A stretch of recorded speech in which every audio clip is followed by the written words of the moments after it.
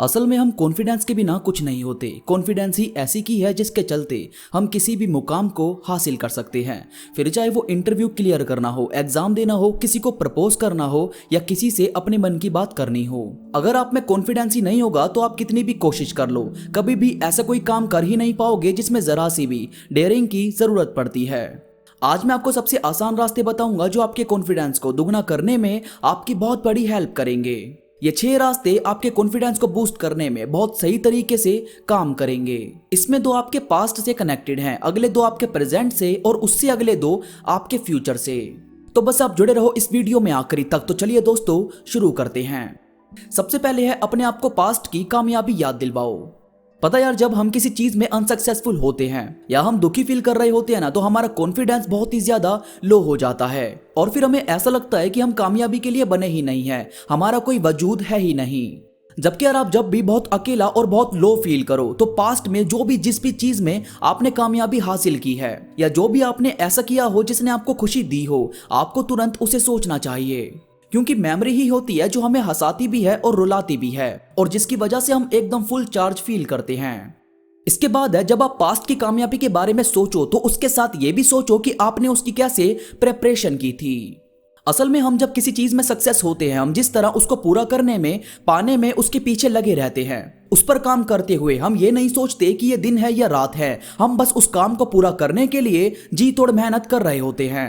और जब हम उसमें सक्सेस हो जाते हैं ना, जब सब कुछ सही चल रहा होता है, तो हम ये माइंड से हटाने लगते हैं कि हमने उसको पाने में कितनी मेहनत की थी। फिर हमें ऐसा लगता है कि अब हम जो भी करेंगे उसके अंदर कामयाबी जरूर मिलेगी। जबकि यार हर सक्सेस का रास्ता जरा अलग होकर गुजरता है।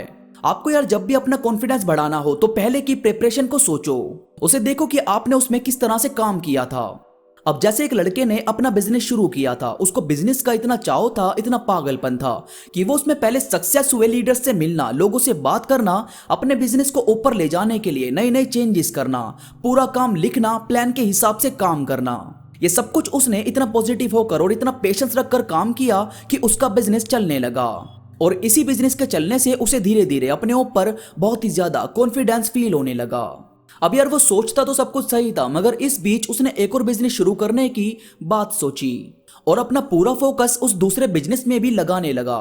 अब दो जगह ध्यान लगाने की वजह से इसके पहले वाले बिजनेस में गिरावट आने लगी। अब ना तो पहले वाला अच्छा चल रहा था और ना ही ये बिजनेस अभी शुरू हुआ था।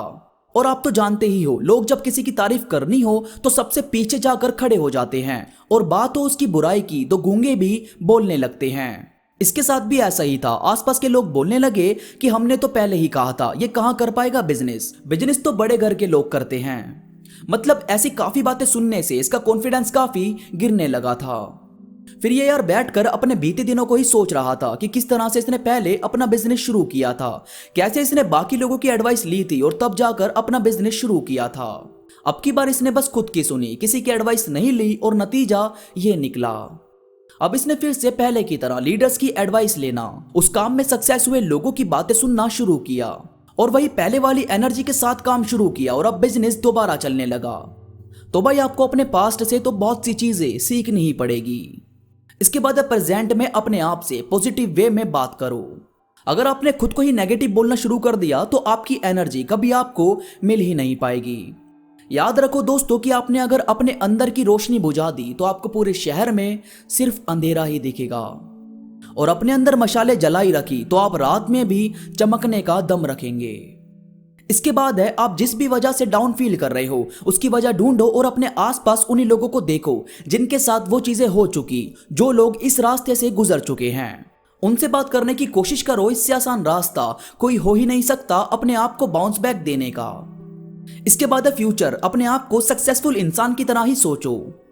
देखो यार, आप नाकामयाब होते हो तो क्या होगा ये तो आप जानते हो, बट अगर आप सक्सेसफुल हो गए तो क्या क्या होगा ये आपकी सोच से जरा परे है।